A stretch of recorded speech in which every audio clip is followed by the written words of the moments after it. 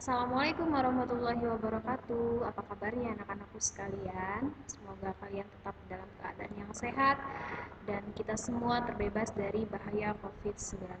Tetap jaga kesehatan ya, Nak. Alhamdulillah kalian sudah naik di kelas 8. Kali ini di mata pelajaran Bahasa Indonesia kalian bertemu dengan Miss Ayu dan hari ini Miss Ayu akan membahas materi tentang teks berita. Langsung saja ya. Oke, pastinya kalian semua pernah membaca berita, baik itu melalui koran, melalui sosial media, ataupun melalui TV gitu ya. Di sini ada 3 jenis berita yang disampaikan melalui 3 media. Nah, contoh yang pertama ini adalah berita yang disampaikan melalui media koran. Lalu yang kedua ini adalah berita yang disampaikan melalui media sosial dan yang ketiga ini adalah berita yang disampaikan melalui media TV. Ketiganya disampaikan dengan media yang berbeda. Nah, jadi apa ya berita? Nah, berita ini adalah peristiwa luar biasa yang terjadi pada suatu waktu dan disampaikan melalui perantara media. Tadi ada media TV, media koran, ataupun sosial media seperti detik.com, kapanlagi.com, dan lain sebagainya. Jadi yang namanya berita itu harus peristiwa yang luar biasa, tidak boleh peristiwa yang biasa-biasa aja misalnya. Jadi harus peristiwa yang luar biasa yang bisa menarik perhatian orang lain. Lanjut, ketika kalian berbicara berita, ada unsur-unsur yang harus kalian pahami. Nah, ada 6 unsur di dalam berita yang apabila disingkat menjadi adik Simba. Nah, apa sih adik Simba? Adik Simba adalah A. Dari kata adik Simba, A yang pertama adalah apa? Di. Di-nya itu adalah di mana. K. K-nya itu adalah kapan. Simba, Si-nya adalah siapa.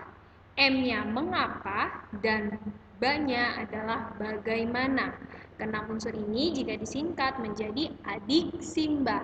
Nah, hal ini juga mempermudah kalian untuk menghafal keenam unsur tadi supaya tidak ada yang tertinggal ya. Jadi, unsur berita jika disingkat adalah adik Simba. A-nya mengapa, D-nya di mana, K-nya kapan, Si-nya siapa, M-nya mengapa, dan B-nya adalah bagaimana. Ataupun singkatannya ada yang lain yaitu 5W1H. Boleh. 5W1H. W yang pertama adalah what.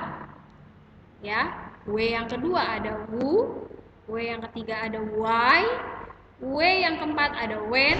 W yang kelima ada where dan satu hanya adalah how atau bagaimana. Jadi what itu adalah apa, who itu adalah siapa, why itu mengapa, when kapan, where di mana dan how adalah bagaimana. Ini jika disingkat menjadi 5W 1H. Terserah kalian mau lebih memilih adik Simba boleh atau 5W 1H. Lanjut, dari pengertian berita dan unsurnya, maka disimpulkan teks berita itu adalah teks yang melaporkan kejadian, peristiwa, atau informasi mengenai sesuatu yang telah atau sedang terjadi. Jadi isi dari teks berita itu melaporkan berita, ya, melaporkan kejadian, melaporkan peristiwa yang sedang terjadi ataupun telah terjadi, ya. Lanjut, ada ciri-ciri teks berita. Ini ada 4 teks berita. Yang pertama, sebuah berita itu harus faktual. Maksud dari faktual adalah harus sesuai dengan fakta yang terjadi. Harus sesuai dengan kenyataan yang terjadi. Jadi, yang namanya berita tidak boleh sesuai pendapat kalian, sesuai pandangan kalian, atau berita itu tidak boleh ditambah-tambahkan misalnya atau dikurang-kurangi, itu juga tidak boleh. Jadi kalau beritanya misalnya pelakunya 5 orang, berarti ya harus disajikan 5 orang, tidak boleh lebih. Yang kedua adalah aktual. Aktual itu adalah peristiwa yang diberitakan itu adalah hal yang terkini dan bukan peristiwa lampau. Jadi ketika kalian menulis berita, itu harus berita yang up to date, yang update, bukan berita yang sudah terjadi 5 tahun lalu ya. Ketiga adalah bahasa yang disajikan harus mampu memikat pembaca atau penonton. Jadi, gunakanlah bahasa yang efektif dan efisien supaya orang lain mau membaca. Biasanya orang itu akan tertarik pertama kali ketika melihat judul yang kalian tulis. Jadi, ketika membuat berita, usahakan judul yang dibuat harus menarik minat pembaca. Dan yang keempat adalah kalimat yang digunakan harus singkat, padat, dan jelas, tidak bertele-tele. Jadi yang namanya berita tidak boleh seperti karangan yang kalian panjang-panjangkan, itu tidak boleh karena kalimat di dalam berita itu harus singkat, padat, tapi jelas. Nah, selanjutnya ada struktur berita. Ketika kalian berbicara struktur berita, maka ingatlah piramida terbalik atau segitiga terbalik ya. Jadi, yang pertama strukturnya itu adalah kepala berita atau biasa disebut dengan headline. Lalu yang kedua, ada yang namanya teras berita atau lead. Ketiga, tubuh berita yang namanya atau nama lainnya adalah body, dan terakhir adalah kaki berita yang biasa kita sebut dengan leg ya. Jadi keempat struktur ini harus ada di dalam teks berita. Nah, kepala berita ini merupakan bagian yang sangat penting, harus ada. Yang kedua ada teras berita, ini merupakan bagian penting. Yang ketiga ada tubuh berita, merupakan bagian cukup penting. Dan yang terakhir adalah kaki berita yang merupakan bagian kurang penting. Kenapa dianggap kurang penting? Karena biasanya di kaki berita hanya berupa simpulan atau penegasan saja. Lanjut ya, ini penjelasan dari struktur teks berita. Yang pertama ada kepala berita. Nah, kepala berita merupakan judul berita utama yang biasanya dimuat dengan tulisan yang besar. Nah, biasanya ketika kalian membaca berita di koran itu ada judul yang ditulis dengan ukuran yang besar lalu di bold. Nah, itu namanya kepala berita atau headline. Nah, tadi yang saya bilang, orang akan tertarik membaca berita kalian ketika judulnya atau kepala beritanya juga menarik. Ya, jadi yang namanya kepala berita itu adalah judul berita. Lanjut ke struktur yang kedua itu ada yang namanya teras berita. Nah, teras berita ini merupakan kalimat pembuka setelah judul yang memuat poin dari adik Simba. Jadi ketika kalian membuat berita, kalian harus tahu dulu tuh unsur-unsur beritanya. A, apa yang terjadi? Di mana kejadiannya? K, kapan peristiwa itu terjadi?